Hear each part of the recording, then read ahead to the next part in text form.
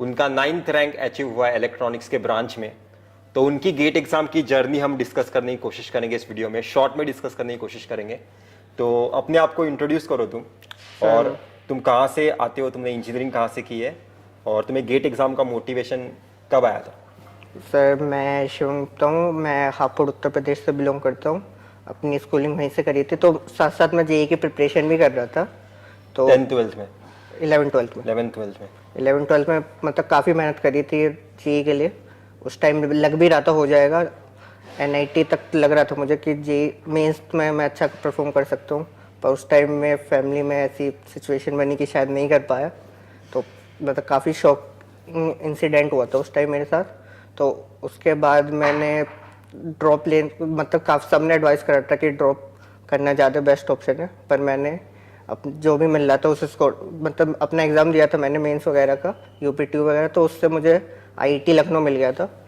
तो मैंने वो लेना ज़्यादा प्रेफर करा। कुछ फैमिली में लॉस हुआ था? ये सर उस टाइम मेरी मदर का सुसाइड हो गया था, कर लिया था उन्होंने।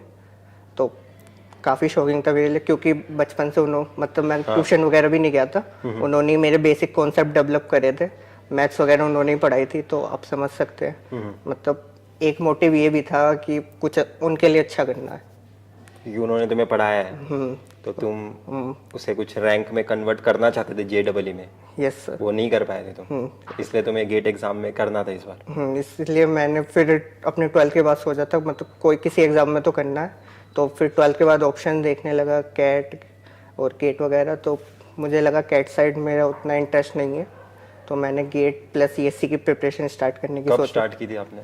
सेकेंड ईयर में, 4th सेमेस्टर। 4th सेमेस्टर से आपने स्टार्ट कर दिया था, मतलब सेकेंड ईयर के एंड होते होते। जी। तो फिर भी कैसा है कि इस सिचुएशन से निकलने के लिए भी बहुत ज़्यादा टाइम आपको लग गया होगा।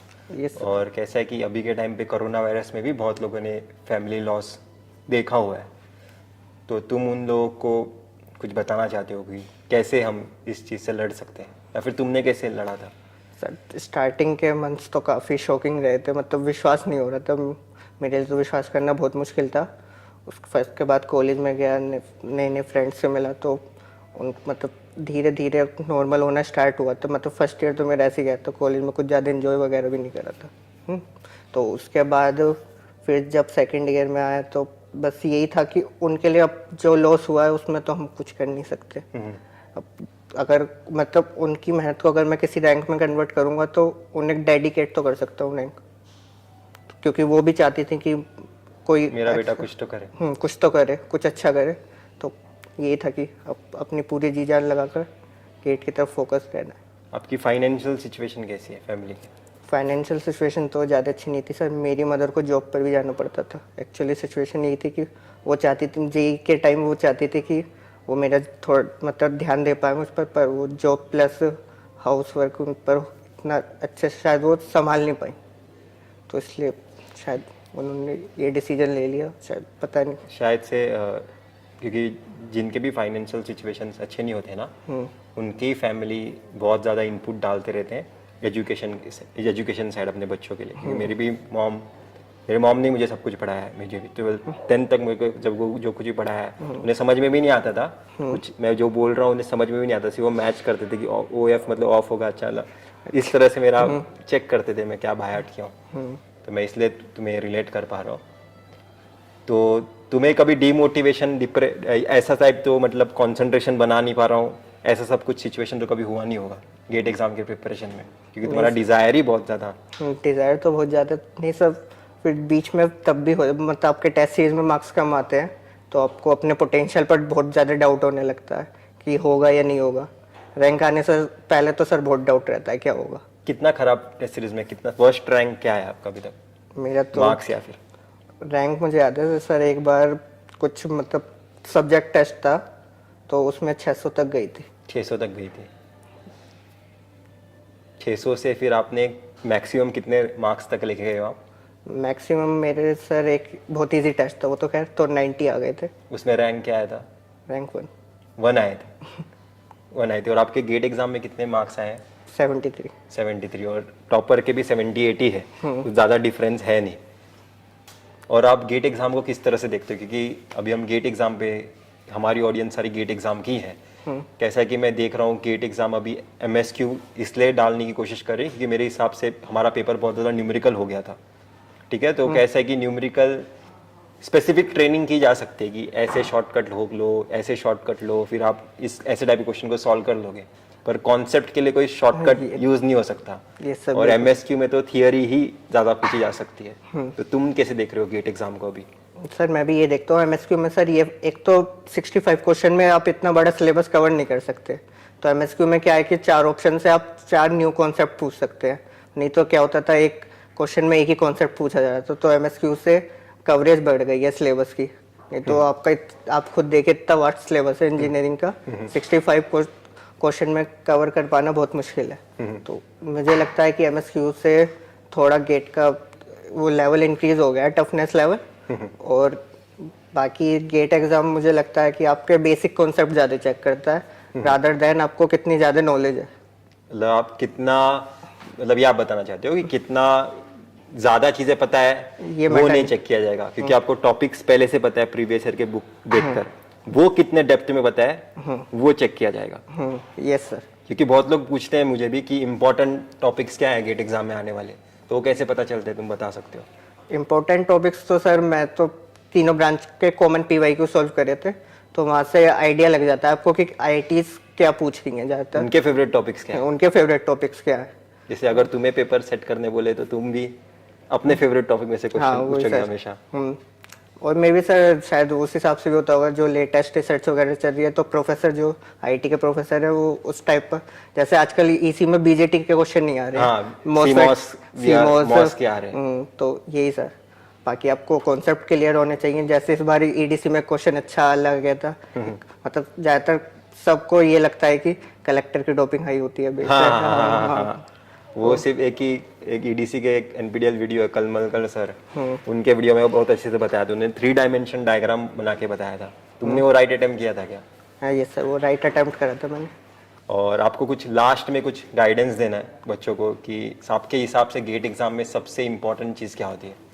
सबसे इम्पोर्टेंट चीज़ तो सर वो होती है कि आपके कॉन्सेप्ट कितने अच्छे हैं। और बाकी अगर आपके एक बार कॉन्सेप्ट अच्छे हैं तो आप बार बार प्रैक्टिस कर मतलब टेस्ट सीरीज देना इंपॉर्टेंट है, क्योंकि आपकी बार बार प्रैक्टिस होगी तो आपका कोई बेसिक कंसेप्ट कहीं वीक होगा तो वो आप टेस्ट सीरीज के थ्रू रेक्टिफाई कर सकते हो उसे, और उसे मतलब काफ़ी अच्छे लेवल पर भी ले जा सकते हो।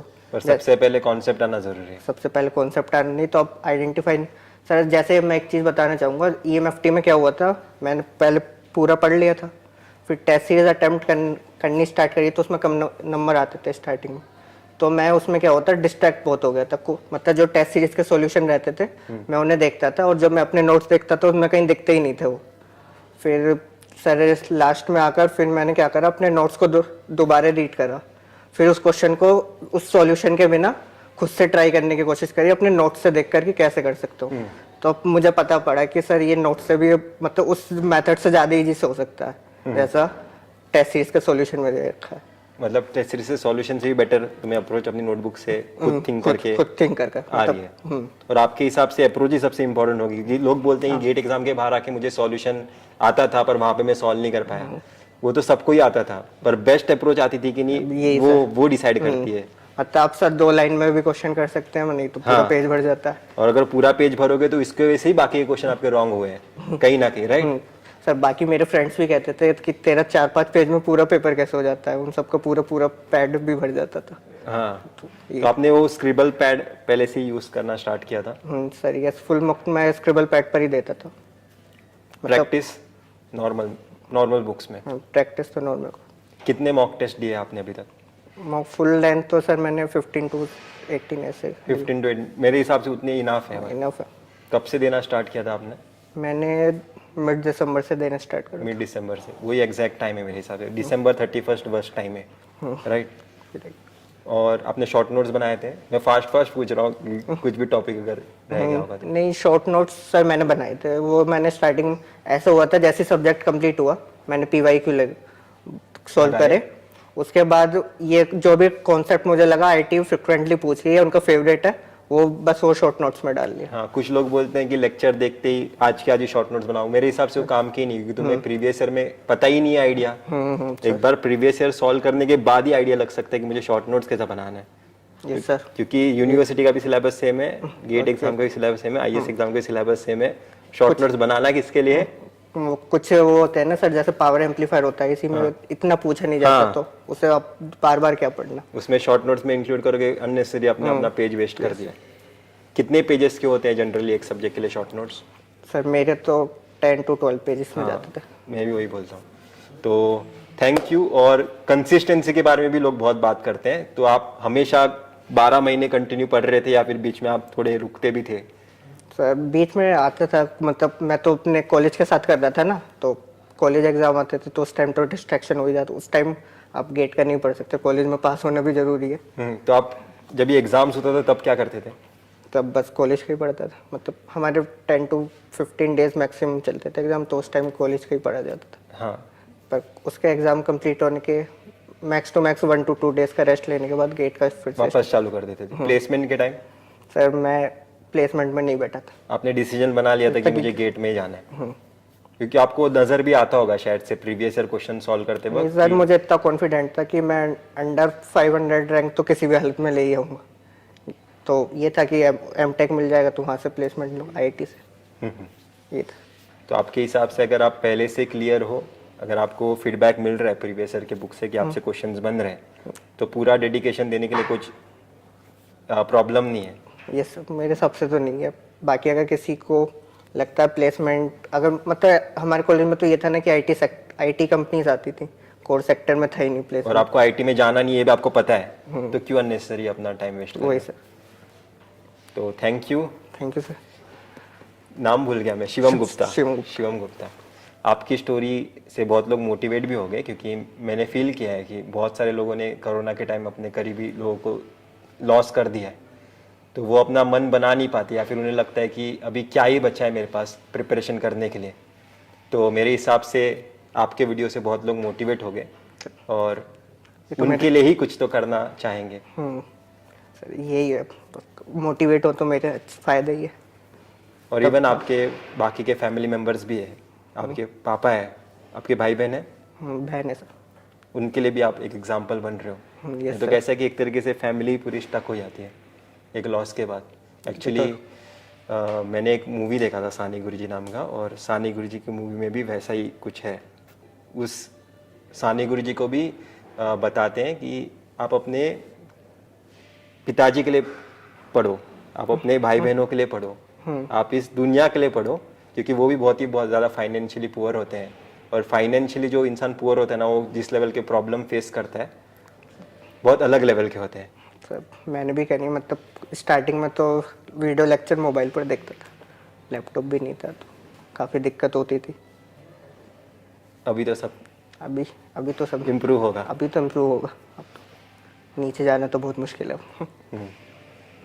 और मेरे हिसाब से जो एकदम नीचे से आते हैं, अभी उन्हें वापस नीचे आने का भी डर नहीं होता, क्योंकि वो पहले से ही वहाँ से सर, ये ऊपर तो उठना है। सीख गए हैं।